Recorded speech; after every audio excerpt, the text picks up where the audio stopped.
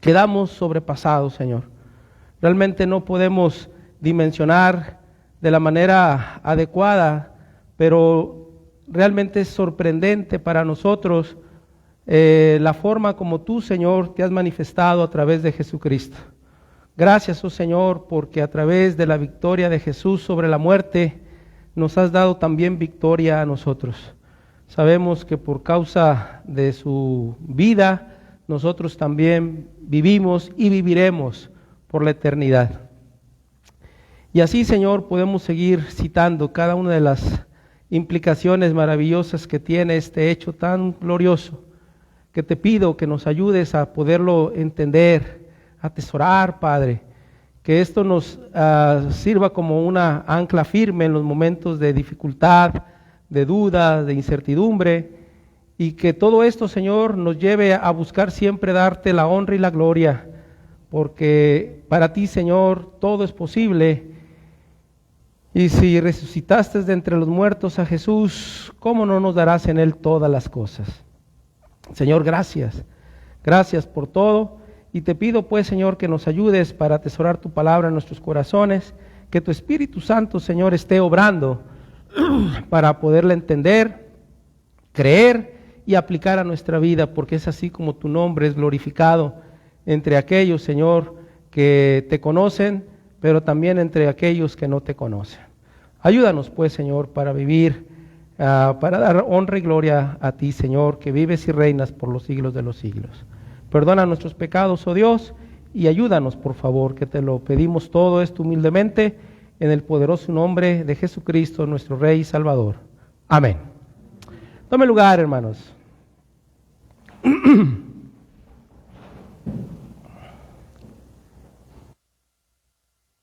Pues, hermanos, todavía no vamos a abordar el tema que hemos estado llevando adelante de la serie de El camino a un avivamiento permanente, ya que hoy, hermanos, recordamos y celebramos un hecho muy grande, muy especial para nosotros como cristianos.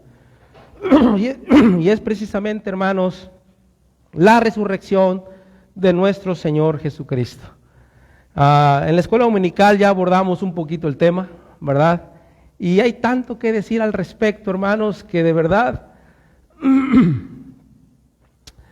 tiempo nos va a hacer falta, ¿verdad? Tiempo nos hace falta para poder mirar y poder compartir cada una de las cosas que están implícitas en este hecho tan glorioso.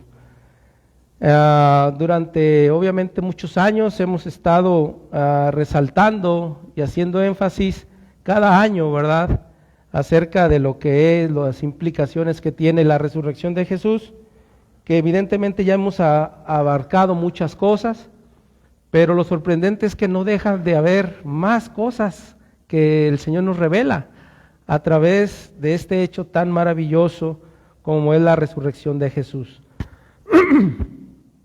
Por lo tanto, hermanos, pues vamos a compartir el mensaje de hoy, el cual he titulado La glorificación de Jesús. La glorificación de Jesús. Esta palabra glorificación, hermanos, es usada en la Biblia para reconocer un estado superior en que está algo o alguien. Se habla de la gloria de Dios, se habla de muchos aspectos que tienen que ver con la gloria. Se habla de que el cielo es la gloria de Dios, ¿verdad? Donde Dios mora. La Biblia habla de que había utensilios que reflejaban la gloria de Dios. Dice la Biblia que la misma creación, hermanos, da testimonio de la gloria de Dios. Yo digo, ¿quién no se va a asombrar a estar al pie del mar y viendo a ver qué inmensidad de agua, ¿no?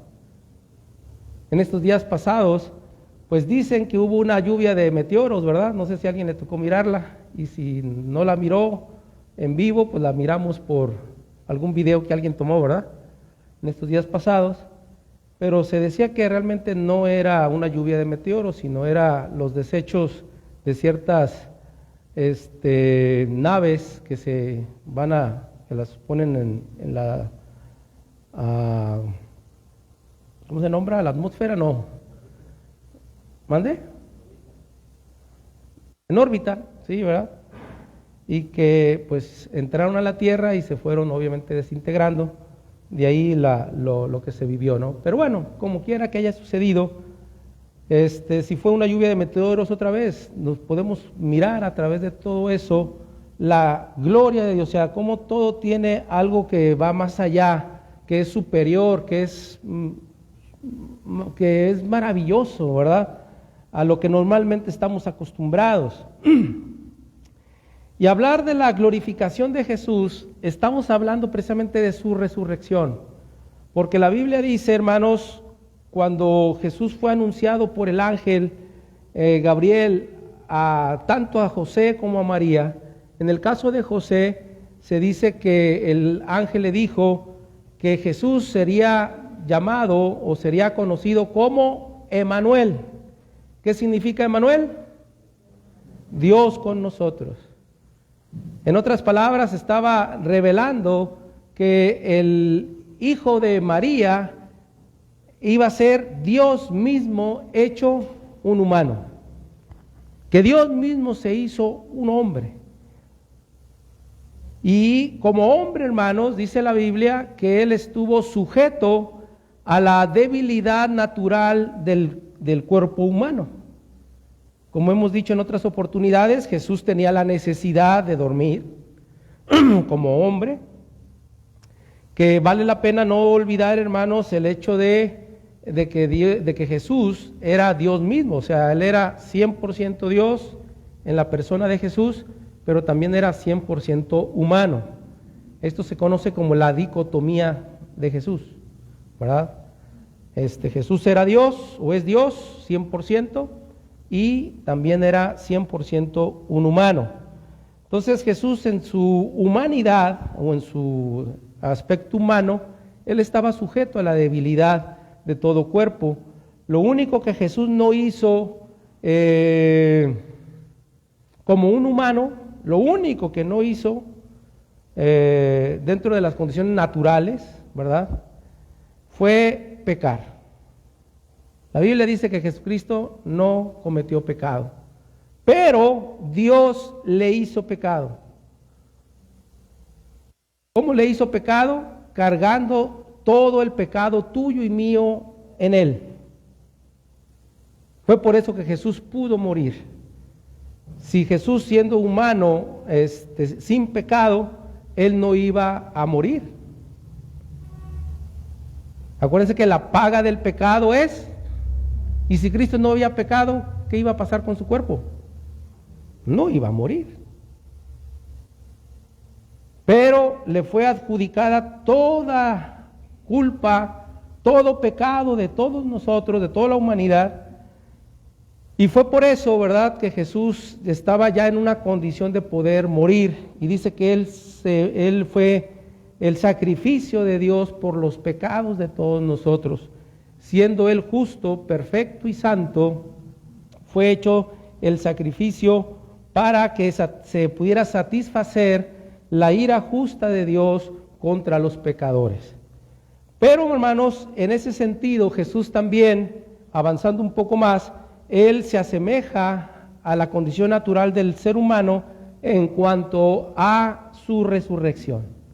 Jesús, cuando resucita, hermanos, la Biblia nos enseña claramente que Jesús resucitó con su cuerpo.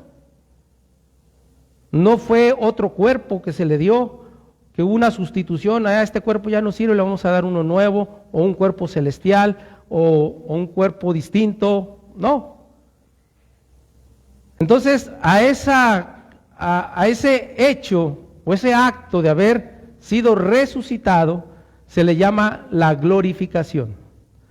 De hecho, la Biblia dice que todos los que han creído en Cristo también serán glorificados. ¿Qué quiere decir?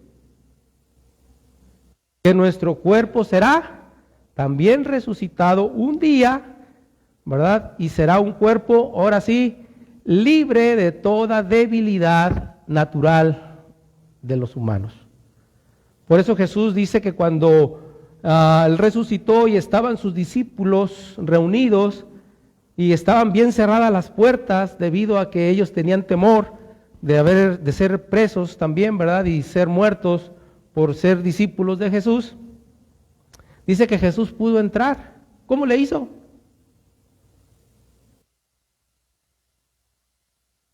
Pero ¿cómo lo hizo? Pues traspasó las puertas o las paredes, no sé exactamente qué fue lo que traspasó, pero Él pudo traspasar. O sea, su cuerpo glorificado ya no estaba sujeto a la materia. ¿Me explico?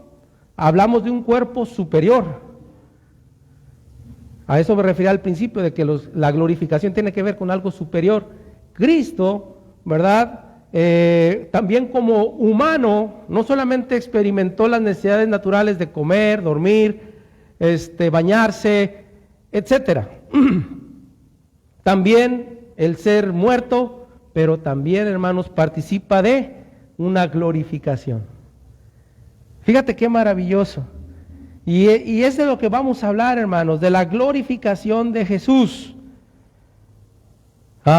Espero haber sido claro, hermanos. No sé si pude explicarme, espero que sí, ¿verdad? Pero quería que tuvieran este antecedente si alguien no tenía muy claro la idea acerca del título y de lo que vamos a hablar, ¿no? Pues más o menos va por ahí. ¿Sí pude explicarme un poquito? ¿Más o menos? Bueno, espero que sí. Entonces, con la crucifixión y muerte de Jesús, las autoridades, hermanos, tanto civiles como religiosas, creyeron tener la solución a los problemas que sentían tener por causa de la obra y la enseñanza de este hombre que cada vez tenía más seguidores.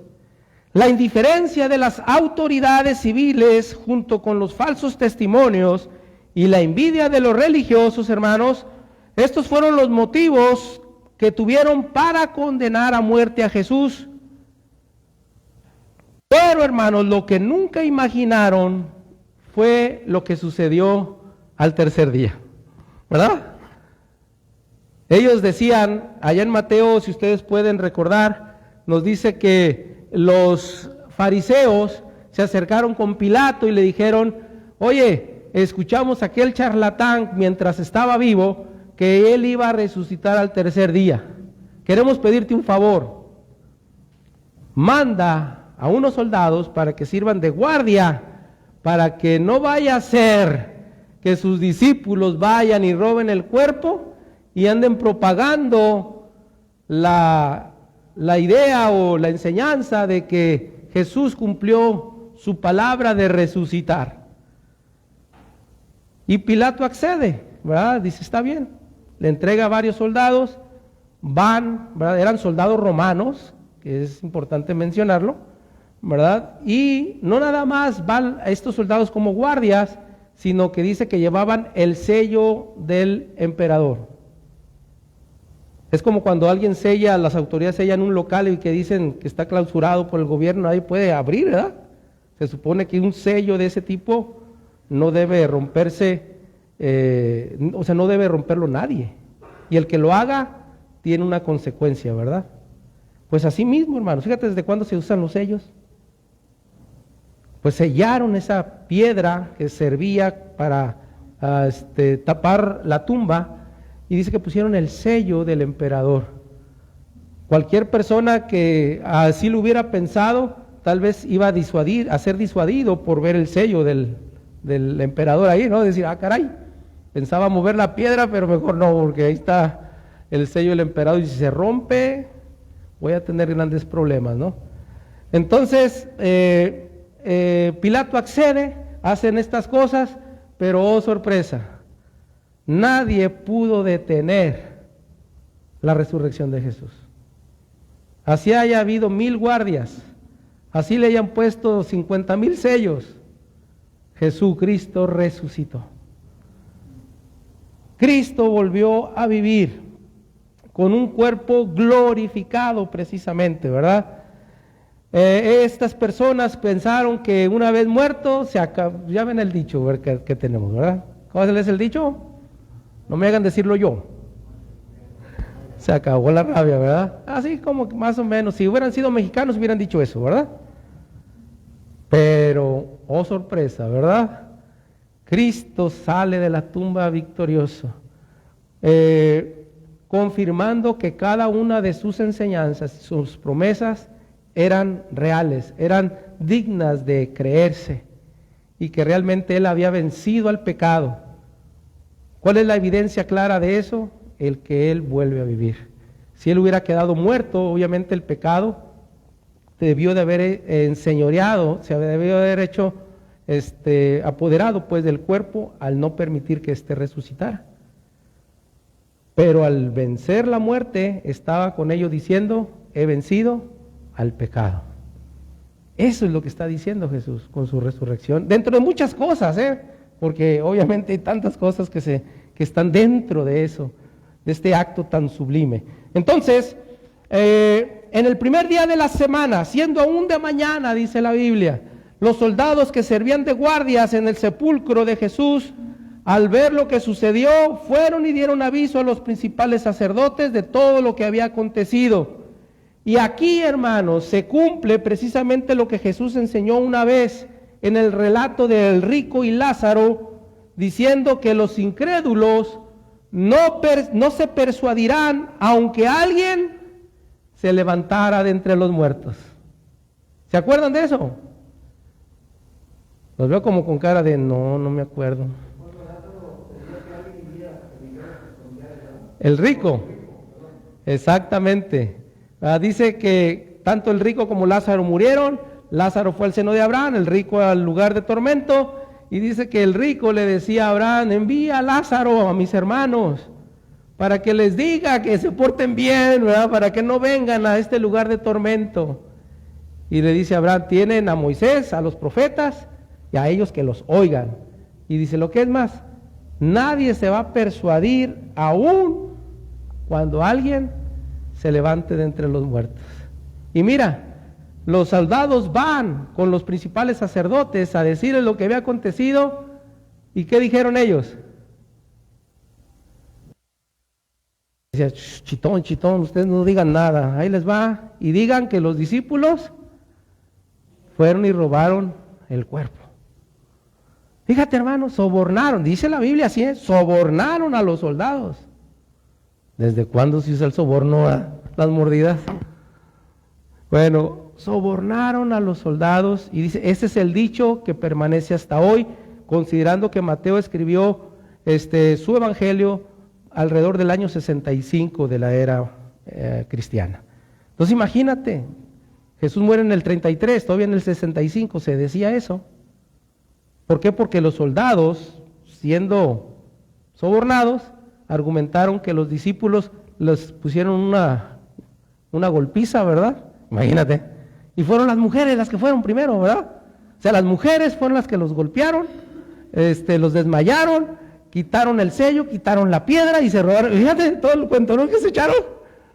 Como que, pues, ¿qué era más increíble? ¿Que las mujeres los hayan golpeado o que Cristo haya resucitado? Sí, claro, por eso. ¿Qué era más fácil creer entonces? Para muchos, no, pues que estas mujeres lo golpearon de veras, ¿verdad? O sea, imagínate la dureza del corazón de los seres humanos para no creer que Cristo había sido glorificado en este caso, ¿verdad? Vuelto a vivir, fíjese. Y bien Jesús lo dijo, ¿verdad? De que muchos no se persuadirían aun cuando se levantara alguno de entre los muertos. Hermanos, Jesús resucitó, pero los religiosos no quisieron creer. El estado de exaltación del Mesías comenzó con la glorificación al momento de su resurrección. Y yo quisiera, hermanos, que pudiéramos considerar dos aspectos importantes de la glorificación de Jesús. Nos va a servir, hermanos, ahí Colosenses 1, donde hicimos la lectura, precisamente, hermanos. Y vamos a ir a Colosenses 1:15, por favor. Curiosamente no vamos a usar los evangelios para hablar de la resurrección. ¿Por qué? Porque voy a hablar de la glorificación de Jesús, hermanos. ¿Qué dice Colosenses 1:15?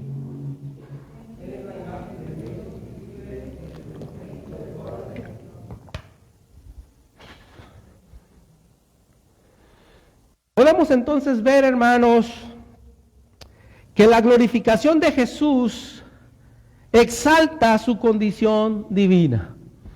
El hecho de que Jesús haya muerto, pero sobre todo haya resucitado, exalta su condición divina. Recordarán ustedes que en una ocasión Jesús decía: a mí nadie me quita mi vida, sino que yo mismo la pongo para hacer sacrificio de todos, pero con esa misma autoridad y poder que yo tengo, la voy a volver a tomar. ¿Quién puede alguien decir, si alguien me quita la vida, yo voy a volver a vivir? A ver, ¿quién de ustedes?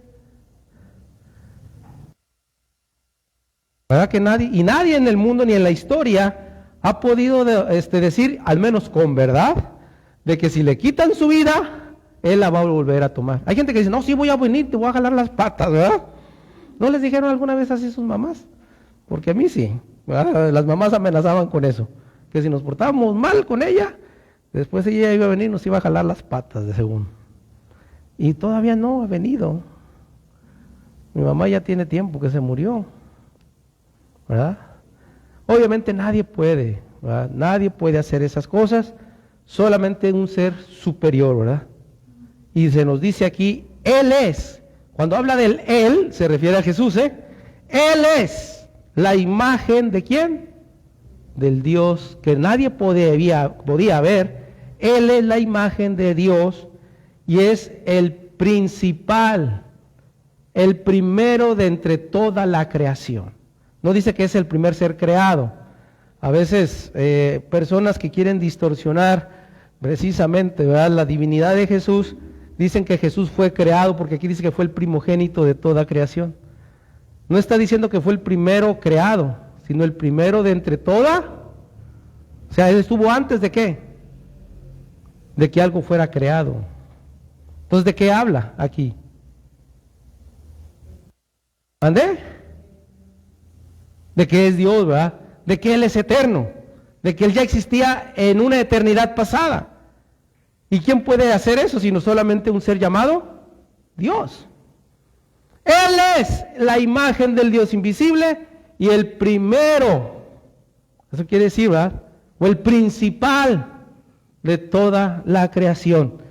Entonces, con la glorificación de Jesús o su resurrección, se exalta su condición divina. Algo que es muy importante tomar en cuenta, hermanos, es la dicotomía de Jesús, lo que ya les decía acerca de que Jesús fue 100% hombre y 100% Dios. Bueno, al resucitar, Jesús dejó de manifiesto su condición divina, ya que nadie puede tomar por sí mismo su vida después de haberla ofrecido. Los apóstoles, hermanos, relacionaron la resurrección de Jesús con su gloria divina, tomando como testimonio la revelación del Antiguo Testamento. Y me gustaría que podamos ir, hermanos, por favor, a Hechos capítulo 2. Normalmente no hacemos esto, pero por lo que implica el tema sí vale la pena. Hechos capítulo 2. Está un poquito largo, hermanos, pero vale la pena, te digo. Es más, tú vas a ver si vale la pena o no. Hechos 2, del 22 al 35, hermanos, vamos a leer. Fíjate, Pedro, cuando recibe al Espíritu Santo por primera vez como morada en su vida, en su ser, dice que él se levanta y empieza a predicar el Evangelio en el día de Pentecostés ahí en Jerusalén. Dentro de las cosas que menciona, él llega a un punto de su sermón o de su exposición en el versículo 22 al 35 que habla de esto, de la glorificación de Jesús que exalta su condición divina. Veamos, hermanos. ¿Quieren leer? Leamos juntos, por favor. Dice, varones israelitas,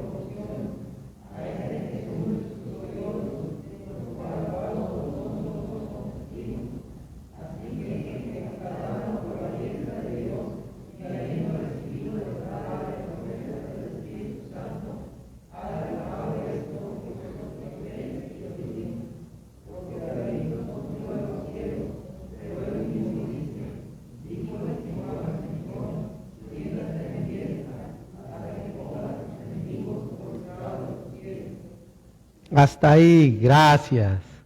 Fíjense, hermanos, ¿sí captaron lo que está diciendo Pedro aquí? Ay, hermanos, es claro que tiene mucho contenido, pero está hablando de un salmo, ¿verdad? El Salmo 16. Y como lo escribe el rey David, muchos tenían la idea de que David, el rey, ¿verdad? Él estaba diciendo estas cosas de sí mismo. Pero Pedro lo aclara diciendo aquí, el apóstol Pedro dice, desde el 29 dice, varones hermanos, se os puede decir libremente el patriarca David que murió y fue sepultado, pero su sepulcro ¿qué? Está hasta el día de hoy con nosotros. O sea, David no resucitó. Su cuerpo ahí está todavía. Y su sepulcro da testimonio, ¿verdad?, de que él sigue muerto, o sea, su cuerpo sigue en la tumba. Pero siendo profeta, o sea, hablando en el nombre de Dios al pueblo, y sabiendo que con juramento Dios le había jurado que de su descendencia en cuanto a la carne levantaría al Cristo para que se sentase en su trono, viéndolo antes, habló de ¿qué? De la resurrección de Cristo, dice el verso 31. David no estaba hablando de él en el Salmo 16. Él estaba hablando de la resurrección de Cristo. Por eso dice ahí, porque no dejarás mi alma en el Hades, ni permitirás que tu santo vea corrupción. Me hiciste conocer los caminos de la vida, me llenarás de gozo con tu presencia. Fíjense, hermanos, qué interesante. ¿Quién puede ser la parte principal de una profecía del Antiguo Testamento y verse cumplida tiempo después si no era Dios mismo, hermanos? Recuerden que Dios hizo un pacto con David que se conoce como el pacto davídico. ¿Cuál es ese pacto? Que Dios, a través de la descendencia de David, levantaría un rey que sería un rey perpetuo, un rey eterno para bien de su pueblo. Jesús, a través de resucitar, estaba confirmando que Él era ese rey eterno, que ciertamente murió, pero murió por causa de nosotros, ¿verdad? Si no hubiese habido necesidad de eso, Jesús no hubiera muerto por nadie, pero había necesidad. Era necesario que el justo fuera sacrificado por los injustos, que somos tú y yo. Amén. ¿Sí, verdad? Sí, no nos vayamos a sentir justos. Jesús tuvo que morir por nosotros, pero nos dice textualmente aquí en las Escrituras que lo que David estaba diciendo era una palabra profética. Estaba profetizando, perdón, hermanos, estaba profetizando de la resurrección de Cristo, que su alma, dice, no fue dejada en el Hades, ni su carne vio corrupción. A este Jesús resucitó Dios. Gloria a Dios, hermanos. Esto habla precisamente de su condición divina, ¿verdad? Pablo también lo confirmó, hermanos, en su predicación en Hechos 13, 26 al 39. Ese no lo vamos a leer porque si no nos vamos a ir bien tarde y yo creo que no se quieren ir tarde, ¿verdad? ¿O sí? ¿Sí? No, mejor se los dejo de tarea. Léanlo, por favor. Esta es otra forma en que Pablo está predicando también, pero está resaltando la resurrección de Cristo, confirmando con ello la condición divina de Jesús. ¿Verdad? De veras se los encargo, léanlo, hermanos, en su casa con calma. Hechos 13 del 26 al 39. La resurrección de Cristo, hermanos, confirma que un día Él ocupará el trono de David en la tierra, pero ahora está a la diestra del Padre, tomando el lugar que le corresponde por derecho, ya que Jesús es igual a Dios. ¿Se acuerdan en Filipenses? En capítulo 2 que dice, haya pues en vosotros este sentir que hubo también en Cristo Jesús, el cual siendo en forma de Dios, no estimó en ser igual a Dios como cosa que aferrarse. Él está ocupando el lugar que le pertenece, pero Él está con su cuerpo glorificado, hermanos. En su condición de Dios, Él está con el cuerpo glorificado, sentado a la diestra del Padre. ¿Puedes imaginar eso? Eso es la glorificación de Jesús. Por eso se le dice que se tendría un nombre que es sobre todo nombre. Y para que en el nombre de Jesús, ¿qué? Se doble toda rodilla de los que están en los cielos y en la tierra, y toda lengua confiese que Jesucristo es el Señor, para la gloria del Padre. Entonces, Jesús retomó su lugar una vez en su ascensión, pero volvemos, todo esto resalta su condición divina. En la predicación del Evangelio, hermanos, no solo se trata de que las personas crean en Jesús como Señor y Salvador, sino también que se crea que Él es Dios. Nosotros cuando predicamos de Jesús o del Evangelio, tenemos que dejar claro, hermanos, que Jesús es Dios. No solamente que es el Hijo de Dios, o que el que murió en la cruz, ¿verdad?, para cargar el pecado, sino también que Él es Dios. Jesús, hermanos, es la segunda persona de la divinidad, pero en Él está toda la plenitud de Dios. En una ocasión Jesús decía, el que me ha visto a mí, ha visto al Padre. En Él habita, dice también en Colosenses, toda la plenitud de la deidad. Por eso volvemos al texto de las cosas invisibles de Dios, ¿verdad? ¿Se pueden ver en quién? En Jesús. También en Colosenses 2:9, ¿verdad? Es donde les decía, ahí dice, porque en Él habita corporalmente toda la plenitud de la deidad. O sea, en otras palabras, Jesús es Dios. Jesús es Dios. Cuando predicamos del Evangelio, hermanos, siempre tenemos que incluir la vida, muerte y resurrección de nuestro Señor Jesucristo. Y si te da el tiempo, tratar de explicar que la persona entienda que Jesús no fue solamente el chivo expiatorio o el cordero, en este caso, el cordero expiatorio, sino que era Dios mismo muriendo por nosotros en la segunda persona de la Trinidad. No fue cualquier sacrificio, sino que realmente, hermanos, podemos llegar a entender y a dimensionar lo que realmente Dios hizo por amor hacia ti y hacia mí, ¿verdad? Entonces, al resucitar Jesús, hermanos, dejó claro que su naturaleza no era solo humana, ya que se levantó en gloria y en poder, cualidades que son distintivas de un Dios, ¿verdad? La gloria y el poder.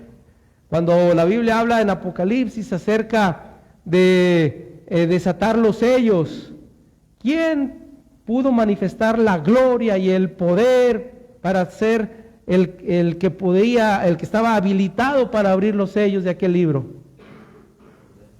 Jesús. Solamente Él. Solamente Él, hermanos. Entonces, no cabe duda que en este caso, cuando Jesús resucita o es glorificado, ¿verdad?, exalta su condición divina. Pero como ya lo dijimos, no solamente Jesús fue Dios, sino también fue humano. Por lo tanto, podemos ver que la glorificación de Jesús exalta también su condición humana. Versículo 18 de Colosenses 1, regresemos por favor a Colosenses 1, verso 18, ¿qué nos dice?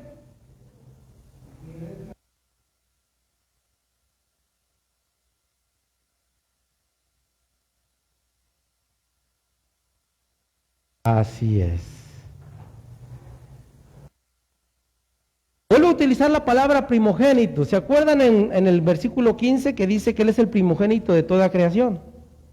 Aquí podemos fácilmente debatir a aquellos, los testigos de Jehová, que argumentan que Jesús es inferior al Padre porque fue creado. Bueno, si primogénito quiere decir el primero ser creado, El hecho de que Jesús haya resucitado como primogénito, ¿fue el primer humano que resucitó en la historia? Entonces, ¿cómo dice aquí que es el primogénito de entre los muertos?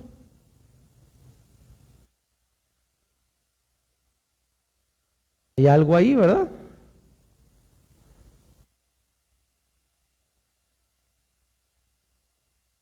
Él fue el primer humano glorificado. Porque, por ejemplo, Jesús resucitó a Lázaro, pero lo resucitó en su condición natural, no glorificado. Así es. ¿Qué pasó con el hijo de la viuda de Naín? También fue resucitado, pero con su cuerpo natural. Y así todos los que resucitaron antes de Cristo, ¿verdad? Todos ellos, los que fueron resucitados, evidentemente, no fueron glorificados. Pero Cristo es el primogénito, el primero, el principal, ¿verdad? De entre los muertos glorificados, ¿verdad? Y esto exalta precisamente su condición humana. Porque Jesús, hermanos, bien pudo haber dicho, no quiero este cuerpo, ¿o no? Cuando Jesús resucita, después de que se aparece a sus discípulos, y que Tomás, ese famoso Tomás, algunos a lo mejor nos parecemos a él, ¿verdad? Yo no voy a creer hasta que no meta mi dedo, dicen que no fue aquí, los clavos, sino aquí. Algunos dirán, pero en los Cristos siempre está aquí. Bueno, pues sí, pero aquí. ¿Por qué? Porque obviamente el peso del cuerpo no sería posible sostenerlo aquí. Estando clavado, esta parte se rasgaría con suma facilidad. Entonces era puesto en el hueso de aquí, ¿verdad? Para que el hueso sirviera de apoyo para que la persona no cayera de la cruz, ¿verdad? La idea era martirizarlo, ¿verdad? Entonces era clavado aquí, ¿verdad? Atrás de la muñeca. Entonces, pero decía Tomás, si yo no meto mi dedo en el lugar de los clavos y mi mano en su costado, no creeré. Cuando Cristo se aparece, estando él presente, Jesús le dice, ¿verdad? Mete pues tu dedo, mete pues tu mano. No seas un incrédulo, sino un creyente. Esto confirma que Jesús había resucitado con su cuerpo. Y no quiso ocultar, hermanos, las marcas que le dejaron los clavos. No se nos dice que Jesús tuviera las marcas de las espinas. No se nos dice que Jesús tuviera la marca de los latigazos, ¿verdad? Porque recuerdan que Jesús fue escarnecido con esta herramienta de tortura, ¿verdad? Que no eran los pedazos de trapo con los que ustedes ven la pasión, hermanos, No, ojalá, ¿verdad? Eran, se le llamaba flagerum a esos látigos. Eran para flagelar, precisamente, ahí viene la palabra flagelar, ¿verdad? Era precisamente cuerdas a las cuales les ataban unos pedazos de hueso y de plomo para que a la hora de golpear al que estaban torturando, al sentenciado, al golpear, no nada más golpeara, sino que al jalar le rasgaran la carne. Cuando Jesús resucitó, no se nos dice que él trajera las marcas de esos latigazos.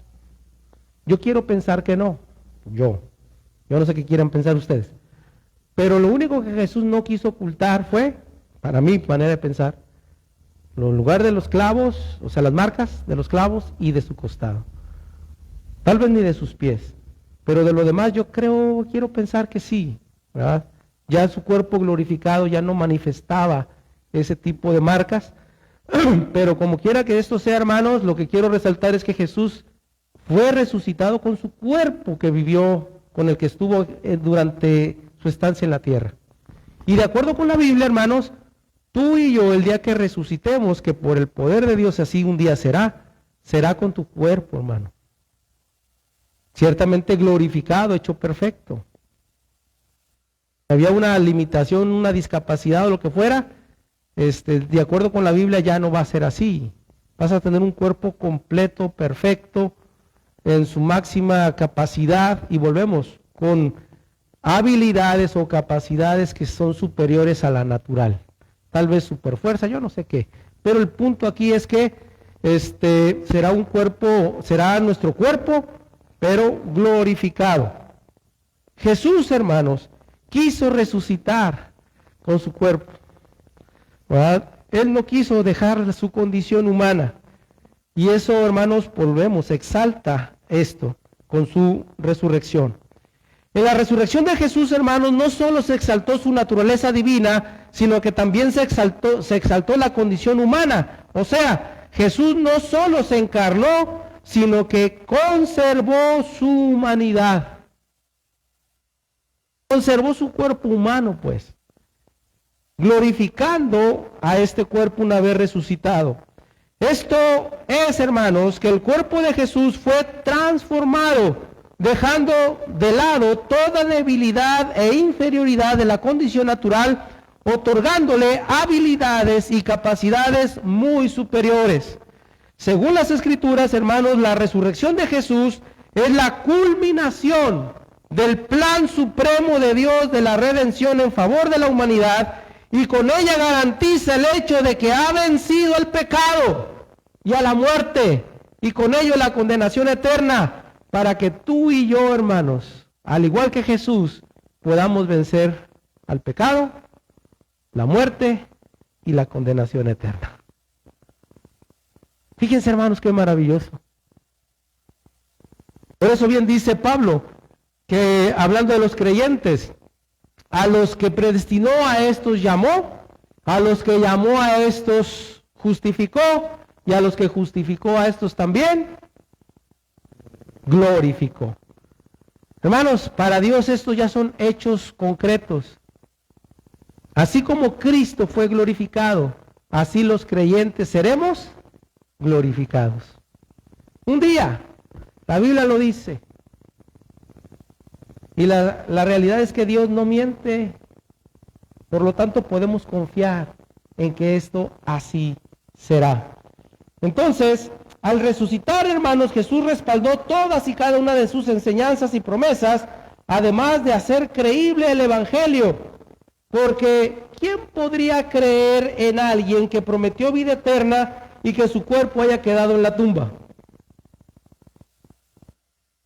No faltaría quien, ¿verdad? Pero pues como que hay muy poca credibilidad a sus palabras, ¿no?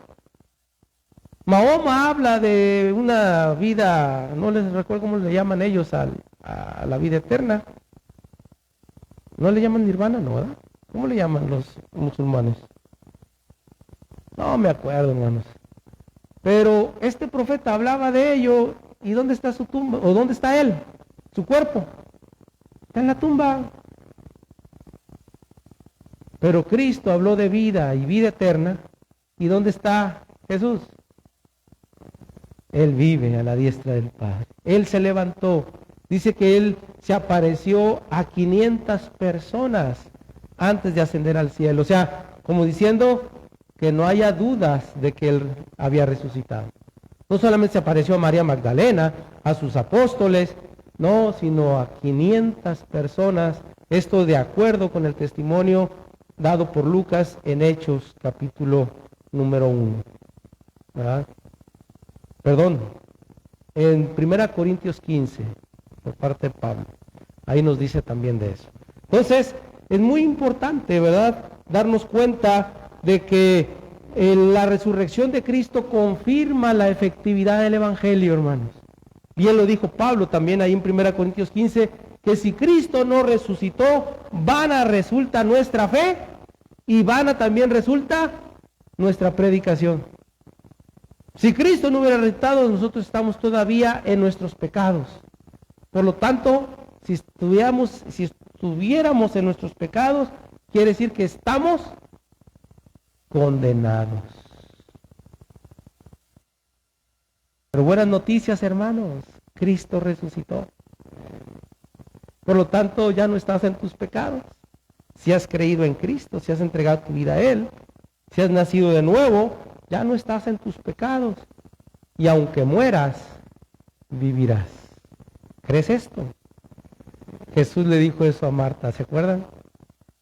¿Crees esto? Entonces, la resurrección confirma las profecías hechas antes de su primer advenimiento, las cuales eran la confirmación de su identidad mesiánica. Permítanme leerles, hermanos, en Lucas capítulo 24, Jesús dijo lo siguiente.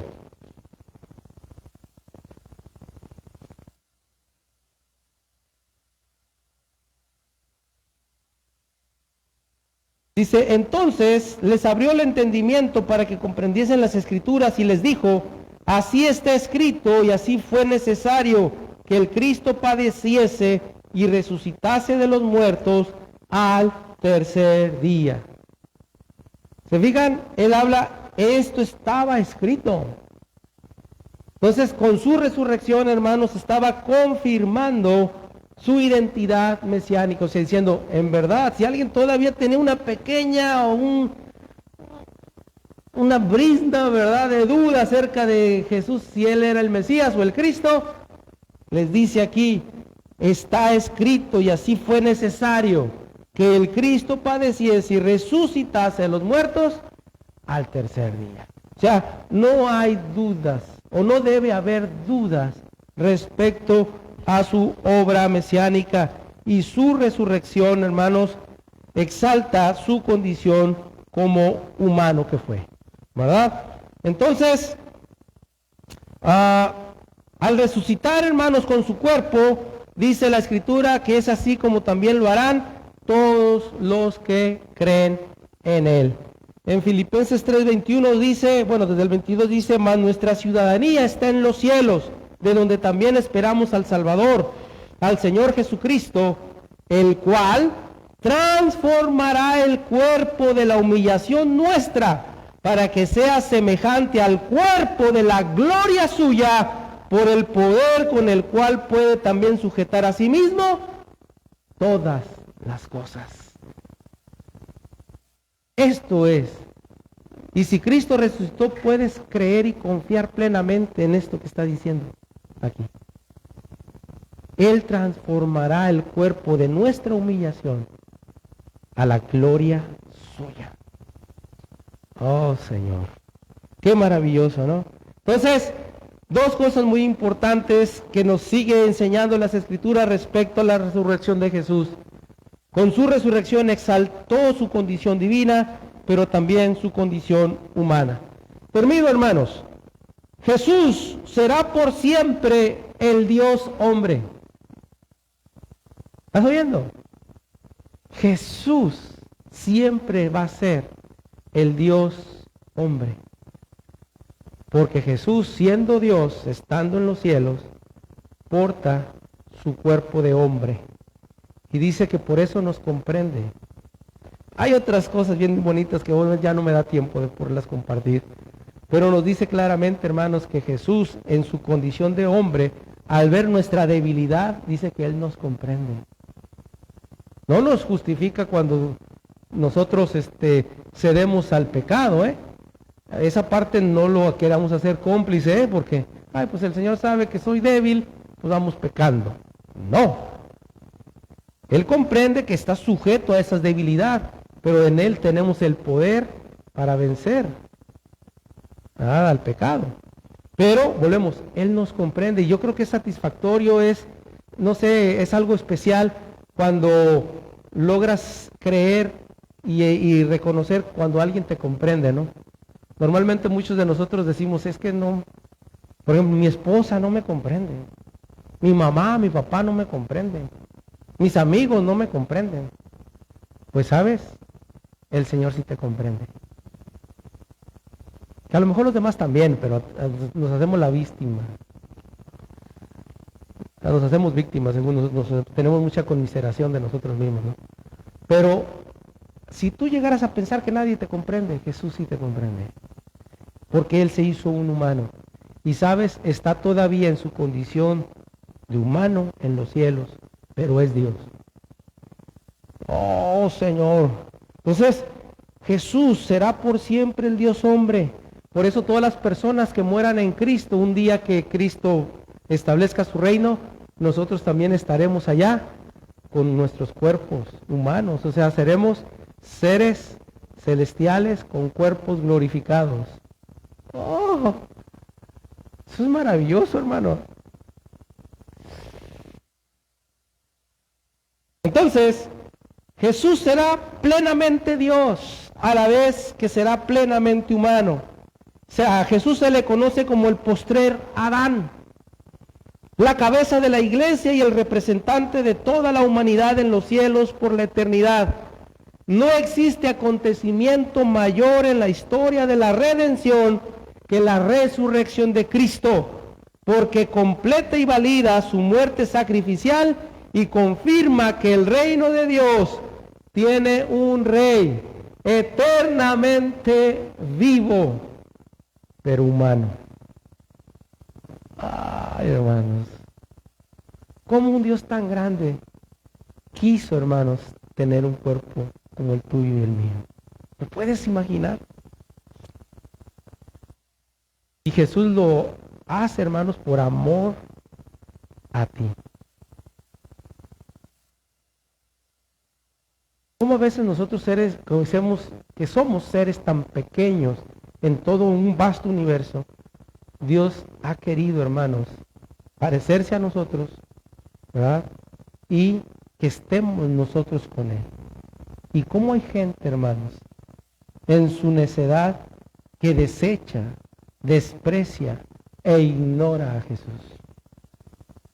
Y lo quiere tratar como un igual. Ojalá como un igual, a veces como alguien inferior a ellos. Por eso, hermanos, como cantamos, Jesús es Rey. Y es el Rey eterno, al cual nosotros debemos decirle, como dijo Pablo, Señor, ¿qué quieres que yo haga? Aquí está mi vida, Señor. ¿Verdad? Úsala para tu gloria, para tu honra. ¿Verdad? Al final de cuentas, hermanos, cuando estemos con Él, seguiremos viviendo para su honra y para su gloria, con cosas todavía mayores y superiores. Imagínate, si aquí Dios tiene un propósito, ahora en la eternidad, ¿qué crees que tenga? Un propósito superior, ¿no? Claro que sí. No se crean la mentira de que vamos a estar en una nube con un arpa, rin, rin, toda la eternidad. No. Qué pobre propósito sería eso, ¿no?